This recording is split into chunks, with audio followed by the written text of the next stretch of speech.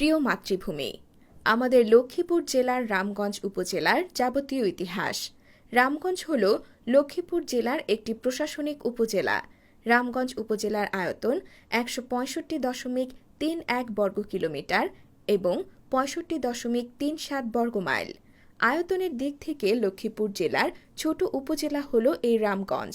রামগঞ্জ উপজেলার উত্তরে হল চাঁদপুর জেলার হাজীগঞ্জ উপজেলা ও শাহরাস্তি উপজেলা অবস্থিত এবং দক্ষিণে অবস্থিত লক্ষ্মীপুরের সদর উপজেলা রায়পুর উপজেলা, পূর্বে নোয়াখালী জেলার চাটখিল উপজেলা এবং পশ্চিমে চাঁদপুর জেলার ফরিদগঞ্জ উপজেলা অবস্থিত।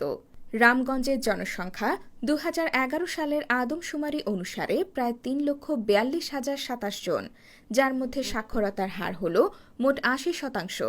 ১০টি ইউনিয়ন, একটি পৌরসভা নিয়ে গঠিত রামগঞ্জ উপজেলা।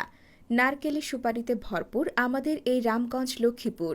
হাজারো শহীদের রক্তে অর্জিত রামগঞ্জ উপজেলা সবুজের বিস্তৃত মাটির দিকে তাকালে মনে হয় এ যেন সবুজের বিশাল সমুদ্র।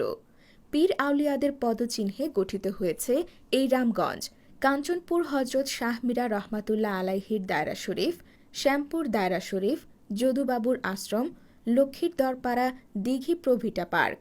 সহজ সরল মানুষের জীবনযাপনের জন্য রয়েছে ঐতিহাসিক বাজার, রামগঞ্জ মডেল মসজিদ, শিশু পার্ক সহ বিভিন্ন ঐতিহাসিক স্থান নিয়ে গঠিত রামগঞ্জ উপজেলা। আজকে এই পর্যন্ত। আমাদের পরবর্তী ভিডিও পেতে যুক্ত থাকুন ইউটিউব চ্যানেল ও ফেসবুক পেজে। ধন্যবাদ।